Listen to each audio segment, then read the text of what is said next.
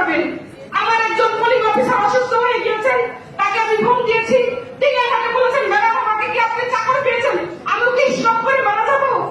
আমার polling officer না আসলে আমি 90 দিনের তাহলে কাউন্টিং শুরু করতে পারবো না। আমি একমাত্র সহকর্মীকে অসুস্থ দেখতে চাই।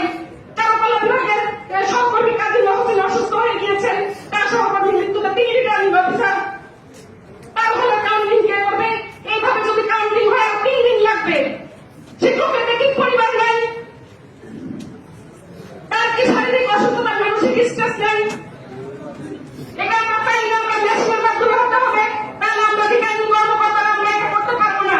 আমাদের পোলিং অফিসার তাহলে আপনাদের যদি এত দক্ষ অবস্থানে থাকে, তাহলে আপনারা যদি ম্যানুয়ালি সিদ্ধান্ত নিয়ে থাকেন রাতের বেলা, আমাদেরকে সেই সিদ্ধান্ত জানবেন না কেন? কেন 21টা হলে কাউন্টিং হলো না? 21টা হলে যদি একটা বোর্ডেও হতো, তাহলে 21টা বোর্ড একসাথে কাউন্টিং শুরু হতো।